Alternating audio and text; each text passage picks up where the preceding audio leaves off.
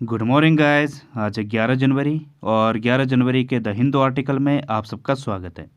तो चलिए बिना टाइम वेस्ट करे शुरू करते हैं आज का पहला वर्ड है सिसेशन। इसका मतलब होता है समाप्ति या एंड को कहा जाता है सिसेशन। किसी चीज़ की समाप्ति या विराम, ठहराव, इस टाइप का सेंस देता है सिसेशन। जैसे यहाँ पे इमेज में दिख रहा होगा, दो लोगों के बीच में लड़ाई हो रही है और जो तीसरा बंदा है उसने इंटरवीन करके उस लड़ाई को क्या कर दिया, समाप्त कर दिया। ठीक है, तो ये होता है सिसेशन।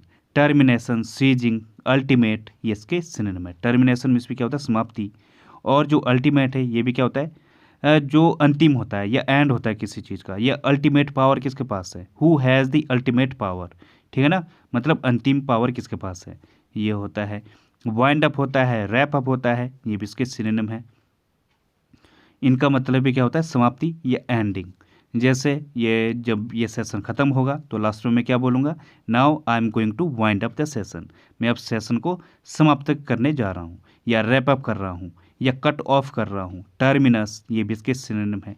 कंज्यूमेशन होता है किसी चीज़ का जो अंतिम होता है, या समाप्ति, या फिर जब कंप्लीट हो जाए उससे कहा जाता है कंज्यूमेशन। CONSUMMATION,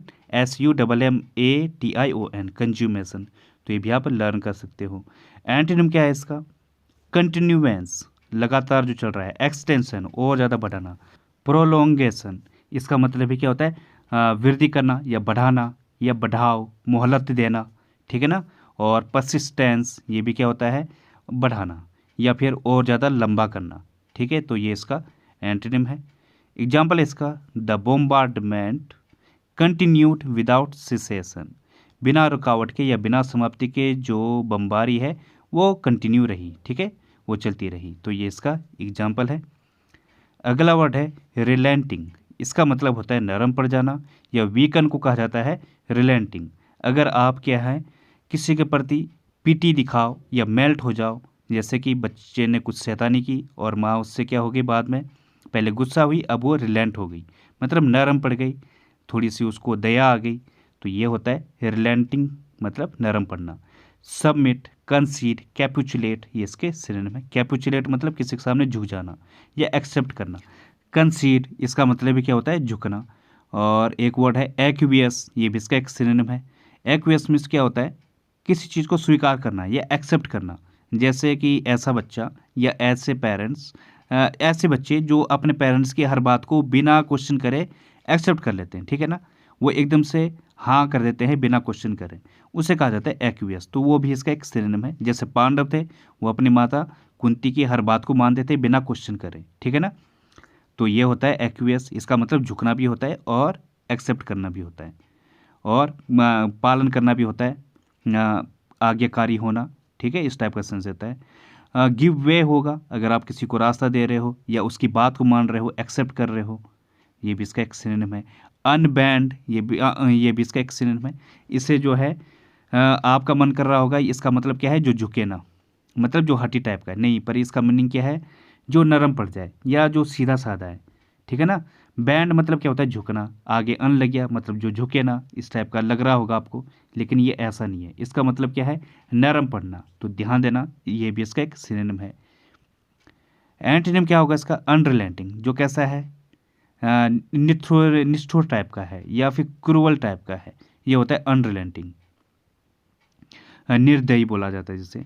और अनइल्डिंग होता है। इल्ड मतलब क्या हो, इल्ड मीन्स क्या होता है, झुकना। तो इल्ड तो सिनोनिम है इसका, और अनइल्ड जो झुके ना। ठीक है ना, जो हटी टाइप का है, अनइल्डिंग है। ऑब्स्टिनेट, ये भी क्या होता है, हटी, जो पेरेंट्स की बात को ना माने उसे कहा जाता है। या स्वेच्छाचारी टाइप का है, ऑब्स्टिनेट है। This boy is obstinate.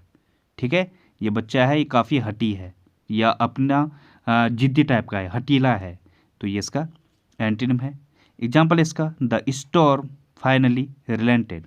जो स्टॉर्म है, तूफान है, आखिरकार नरम पड़ गया। ठीक है, तो इसका एग्जाम्पल है। अगला वर्ड है रैलिकेट। इसका मतलब क्या होता है, निर्वासित करना या एक्सपेल करना, किसी को हटाना, या फिर देश निकाला करना, या फिर उसको जॉब से निकालना, या फिर उसकी निंदा करना, उसको झुकाना। ठीक है, उसको क्या कर रहे हो आप, डेनिग्रेट कर रहे हो। ठीक है, तो इस टाइप का सेंस देता है रेलीगेट। बैनिश करना, एग्जाइल करना, आउस्ट, ये इसके सिनोनिम है। इनका मतलब क्या होता है? निर्वासित करना, तीनों का ही मतलब।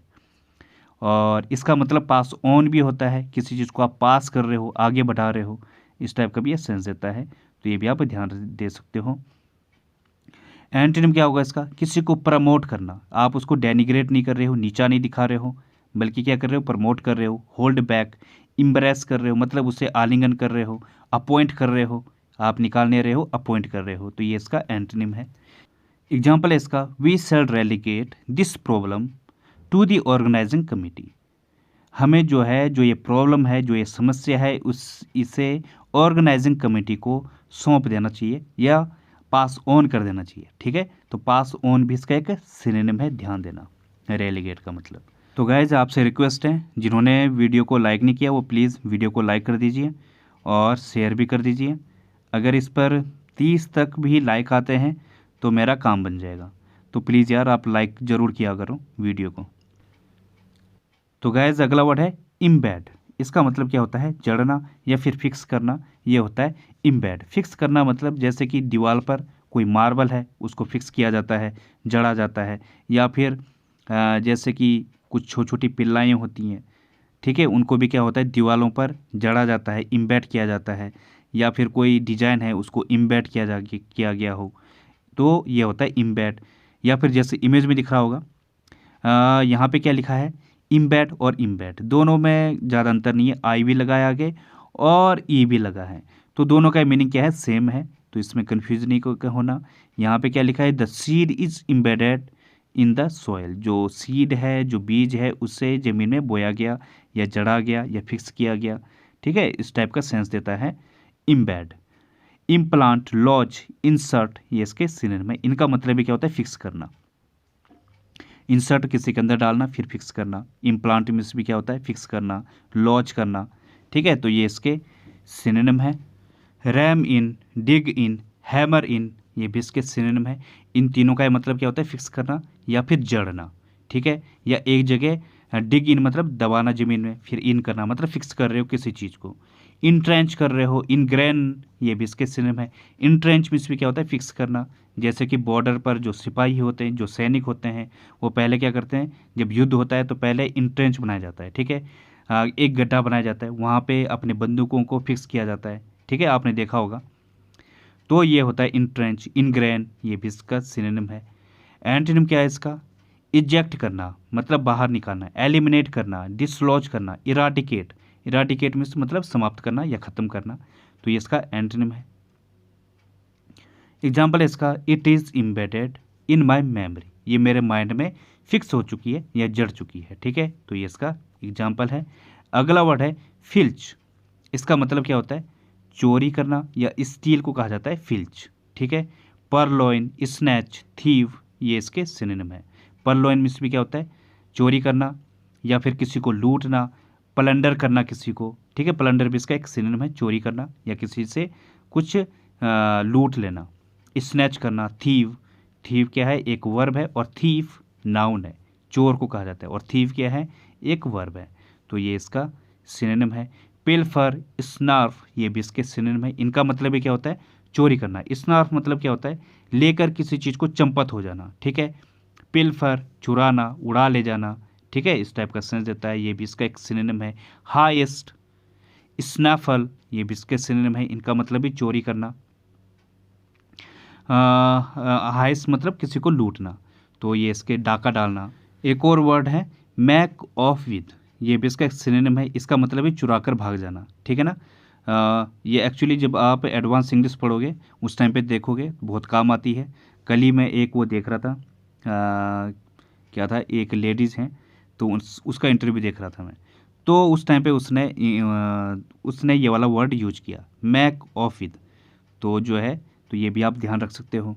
एंटोनिम क्या है इसका? डोनेट करना, ऑफर करना, किसी को गिव, कंट्रीब्यूट करना। ठीक है, आप चोरी नहीं कर रहे हो बल्कि डोनेट कर रहे हो, ऑफर दे रहे हो, कंट्रीब्यूट कर रहे हो। ठीक है, तो ये इसके एंटोनिम है। एग्जाम्पल इसका, he filched thousands of coins from the bank. उसने बैंक से हजारों कॉइन्स लूटे। ठीक है ना, या चोरी किए, तो ये इसका एग्जाम्पल है। अगला वर्ड है कोलोकियल, इसका मतलब क्या होता है, बोलचाल की शैली या इनफॉर्मल जो टॉक है उससे कहा जाता है कोलोकियल। जैसे कि इमेज में दिख रहा होगा, ये मूवी अगर आपको याद आ रही हो, ठीक है, गैंग ऑफ वासेपुर की है का सीन है, तो उसमें क्या बोल रहा है, तुमसे ना हो पाएगा बेटा, ठीक है, आपने देखा होगा। तो कैसी लैंग्वेज है ये एक बोलचाल की शैली है, इनफॉर्मल टॉक है, ठीक है। तो ये होता है कोलोकियल, कन्वर्सेशनल, एवरीडे, वर्नाकुलर, ये इसके सिनोनिम है। वर्नाकुलर मतलब क्या होता है, जो देसी भाषा होती है या जो मातृभाषा है, प्राकृतिक भाषा है आपकी, ठीक है, वो होता है वर्नाकुलर। या फिर जो आपकी जन भाषा है, तो ये होता है। और डायलेक्ट होगा, ये भी इसका एक सिनोनिम है। और क्या था, स्लैंगी, स्लैंगी मीन्स भी क्या होता है, जो बोलचाल की भाषा है या फिर असभ्य भाषा को बोला जाता है स्लैंगी। जैसे स्लैंगी वर्ड होते हैं, कैसे होते हैं, असभ्य लैंग्वेज भाषा होती है, या फिर अशिष्ट भाषा को कहा जाता है स्लैंगी। तो ये भी इसका एक सिनोनिम है। सिनोनिम में ये आपको आ सकता है पेपर में, एग्जाम में। कन्फेबुलेटरी, ये भी इसका एक सिनोनिम है। कन्फेबुलेट मतलब क्या होता है, बक बक करना या फालतू की गपशप करना, जो मुंह में आया बोल दिया। अभी हमें कल परसों ही पढ़ा था कन्फेबुलेट, ठीक है, तो ये भी आप ध्यान रख सकते हो, ये भी इसका एक सिनोनिम है।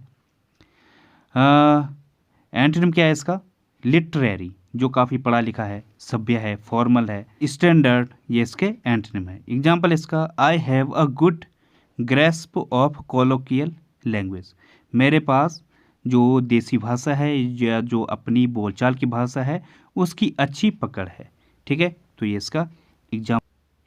तो गाइस अगला वर्ड है प्लेथोरा, इसका मतलब होता है बहुतायत या फिर एक्सेस को कहा जाता है प्लेथोरा। अगर किसी चीज़ की मात्रा आपके पास बहुत ज़्यादा है या बहुत बड़ी संख्या में है कोई चीज़, ठीक है, वो होता है प्लेथोरा। या बहुत ज़्यादा अधिकता है, अबंडेंस है, सरप्लस है, प्रोफ्यूजन है, ये इसके सिनोनिम। प्रोफ्यूजन मतलब प्राचुर्य, अगर आपके पास किसी चीज़ की बहुत बड़ी संख्या है, ठीक है। सरप्लस है, ज़रूरत से ज़्यादा है, अबंडेंस है, बहुत बड़ी मात्रा है, सुपरफ्लुइटी है, ये इसके सिनोनिम है। सरफिट, गलट, ये इसके सिनोनिम है। गलट मतलब क्या होता है, अगर आपके पास बहुत ज़्यादा है किसी चीज़ की, ठीक है, भरमार है, ठीक है, ठूस ठूस कर भरा है, तो ये होता है गलट, ठीक है, भरमार होना। गलटन क्या होता है, जो पेटू होता है, ठीक है। तो आप ये ध्यान रख सकते हो, GLUTEN, ग्लटन मतलब जो बहुत ज़्यादा पेटू है। तो ये इसका सिनोनिम है सरफिट, बहुत ज़्यादा होना। एंटोनिम क्या है इसका, डर्थ, बहुत ज़्यादा कमी है अगर किसी चीज़ की। स्कार्सिटी है, कमी। डेफिशिएंसी है, विटामिन डी की डेफिशिएंसी हो रही तुम में, मतलब क्या है, कमी है, कमी हो रही है, लैक है। स्कार्सिटी, ये भी इसका एक सिनोनिम है। स्कार्सिटी मतलब कमी, जैसे वाटर स्कार्सिटी, पानी की कमी, ठीक है। तो ये इसका एंटोनिम है। एग्जाम्पल इसका, she always has a plethora of bad jokes, उसके पास हमेशा एक बेकार जोक्स का बहुत बड़ी मात्रा में होता है, उसके पास बेकार जोक्स बहुत बड़ी मात्रा में है, ठीक है। तो ये इसका एग्जाम्पल है। अगला वर्ड है कर्टली, इसका मतलब क्या होता है, सभ्य या रिफाइंड को कहा जाता है कर्टली। रिफाइंड मतलब जो शिष्ट है या फिर शुद्ध है, निर्मल है, या फिर जो संस्कृति है, इस टाइप का भी सेंस होता है रिफाइंड। तो ध्यान देना, ये क्या है, सभ्य या शिष्ट या शुद्ध, ये होता है रिफाइंड। तो ये है सिनोनिम इसके, पॉलिश्ड, कल्टिवेटेड, सिविल, ये इसके सिनोनिम है। सिविल मीन्स भी क्या होता है, जो काफ़ी शिष्ट पर्सन है, ठीक है, या फिर सभ्य नागरिक है, वो होता है सिविल। कल्टिवेटेड, ये भी क्या होता है, सभ्य, तो ये इसके सिनोनिम है। और सेरेमोनियस होता है, इसका मतलब क्या होता है, अगर आप जैसे कोई कल्चरल रिचुअल्स होती हैं या कोई पार्टी है, किस तरीके से वहाँ पे रहना है, सभ्यता दिखाना ही है, एटिकेट दिखाना है, ये होता है सेरेमोनियस। सिवलरस होता है, ये भी इसका एक सिनोनिम है। वैसे सिवलरस के दो मीनिंग है, एक तो हो गया जो शिष्ट है, ठीक है, और दूसरा मीनिंग क्या है इसका, जो शौर्यवान है, जिसकी जो वीर है, उसे कहा जाता है सिवलरस। ये ज़्यादातर मैन के लिए यूज होता है, अपनी सिवलरिटी दिखानी पड़ती है, ठीक है। तो ये इसका सिनोनिम है। एरिस्टोक्रेटिक होता है, एरिस्टोक्रेटिक मतलब क्या होता है, जो अभिजात वर्ग के लोग हैं, भव्य या फिर वैभवशाली, जो फैमिली से बिलोंग करते हैं, काफ़ी सभ्य रहते हैं वो भी, तो ये भी इसका एक सिनोनिम है, एरिस्टोक्रेटिक। तो ये भी आप ध्यान रख सकते हो, ये इसके सिनोनिम है। एटिकेट हो गया, जो तमीज़ होती है किसी के अंदर, तो ये इसके सिनोनिम है। एंटोनिम क्या होगा इसका, जो रफ है, रस्टिक है, अनकूथ है, बुरिस है, ये इसके एंटोनिम है। अच्छे से एंटोनिम है इसके, बुरिस मतलब जो असभ्य है, अशिष्ट है, या फिर जो गंवार टाइप का है, जिसके अंदर कोई तमीज़ नहीं है, ये होता है बोरिस। और रस्टिक, रस्टिक मतलब जो देहाती है, ठीक है ना, या गांव का रहने वाला या ग्रामीण गंवार टाइप का है, ये होता है रस्टिक। अनकुथ, असभ्य या असंस्कृति का पर्सन, या फिर जो अशिष्ट है, ठीक है, गंवार है, तो इस टाइप का सेंस देता है। तो ये इसके एंटोनिम है। तो ये हो गया एग्जाम्पल इसका, ही गेव अ कर्टली बो टू एवरीवन, उसने जो है सबके सामने, या फिर उसने सबके सामने सबको एक विनम्र प्रणाम किया या सभ्य प्रणाम किया। तो इसका एग्जाम्पल है। अगला वर्ड है एनलिवन। इसका मतलब क्या होता है? हर्षित करना या चेयर अप को कहा जाता है एनलिवन। मतलब क्या है इसका? बहुत ज़्यादा उत्तेजित होना या साहस, बहुत ज़्यादा खुश होना, ठीक है, हर्षित होना, किसी में जान डाल देना। एन लीवन, लीव मतलब लाइव मतलब क्या होता है? जीवन। तो किसी के अंदर अगर आप जान डाल फूंक रहे हो, मतलब उससे बहुत ज़्यादा हर्षित हो रहा है, उत्तेजित हो रहा है, ठीक है, सजीव हो रहा है। जो जिंदा था अब वो के जो मरा हुआ था वो भी जिंदा हो रहा है, ठीक है, इस टाइप का सेंस देता है एन लीवन। रेज समवंस स्पिरिट्स, ठीक है, किसी को बहुत ज़्यादा उत्साहित करना, अपलिफ्ट करना किसी को, तो ये इसके सिनोनिम है। एक्जिलरेट होता है, ये भी क्या होता है? कि बहुत ज़्यादा उत्साहित करना किसी को या खुश करना। बायो अप, पैप अप, ये भी इसके सिनोनिम है। बायो अप में से भी क्या होता है? उत्तेजित करना। पेप अप में से क्या होता है? किसी के अंदर नई ताजगी लेके आना, ठीक है ना, या किसी को उत्साहित करना। तो ये इसके सिनोनिम है। एंटोनिम क्या है इसका? किसी को सबड्यू करना, दबाना, रिप्रेस करना, दबाना, या डैम्पन, रिप्रेस, डिप्रेस, ये इसके एंटोनिम है। डिप्रेस मतलब किसी को हतोत्साहित करना, तो ये इसके एंटोनिम है। एग्जाम्पल इसका, my visit to my mother had quite clearly and livened her. जो मेरी विजिट थी या जो मैं अपनी माँ को मिलने गया, उसने जो है उसको स्पष्ट रूप से बहुत ज़्यादा क्या कर दिया? हर्षित कर दिया, या उनके अंदर जान ला दी, या बहुत ज़्यादा ताजगी ला दी उनके अंदर, बहुत ज़्यादा खुश हो गई, ठीक। तो गाइज आज की पहली ईडियम है गेट अंडर स्किन। इसका मतलब होता है टू इरिटेट और अपसेट समवन, किसी को इरिटेट करना या अपसेट करना, दुखी कर देना, ये होता है गेट अंडर स्किन। जैसे एग्जांपल है, his constant posting was beginning to get under my skin. जो उसकी लगातार जो बोस्टिंग थी, मतलब सेखी मारने की या फिर डींग हाँकने की, वो शुरुआत थी मेरे को परेशान करने की, ठीक है ना। तो ये इसका एग्जाम्पल है। अगली ईडियम है क्रैक द व्हिप। इसका मतलब क्या होता है? Make someone else behave better और वर्क हार्डर। मतलब किसी को कठिन परिश्रम करने के लिए प्रेरित करने को कहा जाता है क्रैक द व्हिप, ठीक है। अगर कोई आपको कठिन परिश्रम करने के लिए या अच्छा काम करने के लिए प्रेरित करे। जैसे एग्जांपल है, he needed someone to crack the whip without destroying morale. मतलब उससे कोई चाहिए जो उसको कठिन परिश्रम करने के लिए उसे प्रेरित करे, बिना उसके मोरल को डिस्ट्रॉय करे, ये ख़त्म करे, ठीक है। उसके मोरल को डिस्ट्रॉय नहीं करना है। इस तरीके से कोई उसे चाहिए जो उसको कठिन परिश्रम करने के लिए प्रेरित करे। तो ये है। अगली ईडियम है गेट अवे। इसका मतलब क्या होता है? An escape after a crime. Crime के बाद जब आप रफू चक्कर हो जाओ, वो होता है गेट अवे, ठीक है, भाग जाना। जैसे एग्जांपल है, if I thought I could get away with it I wouldn't पे माई टैक्सेस एट ऑल। अगर मुझे लगता है कि मैं जो हूँ यहाँ से बच सकता हूँ या रफू चक्कर हो सकता हूँ, तो मैं अपना जो टैक्स है उसे बिल्कुल भी पे नहीं करूँगा, ठीक है। तो ये इसका एग्जाम्पल है। अगली ईडियम है ब्रिस्टल एट। इसका मतलब क्या होता है? सो एंगर और इंडिग्नेशन, मतलब क्रोध दिखाने को या क्रोध करने को कहा जाता है ब्रिस्टल एट। जैसे एग्जाम्पल है, सी felt her self Bristol at his tone of voice. जो उसकी टोन ऑफ वॉइस थी, जो उसकी आवाज़ थी, उससे उसको महसूस हुआ कि वो क्या हो गई है? बहुत ज़्यादा क्रोधित हो गई है, ठीक है। तो ये इसका एग्जाम्पल है। अब बढ़ते हैं आगे।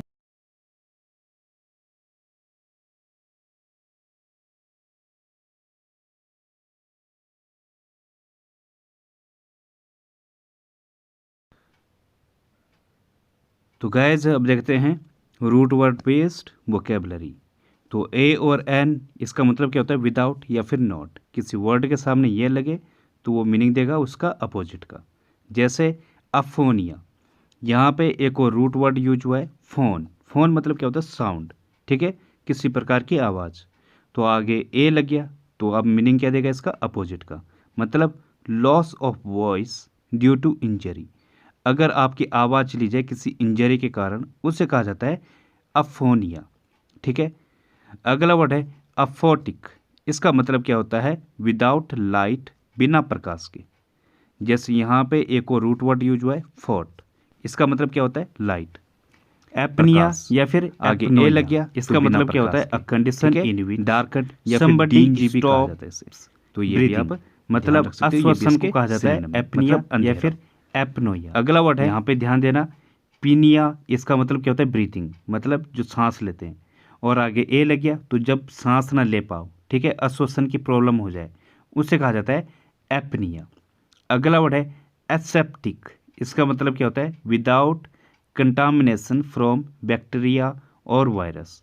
यहाँ पे ध्यान देना, सेप्टिक एक वर्ड है, इसका मतलब क्या होता है? बैक्टीरिया, ठीक है।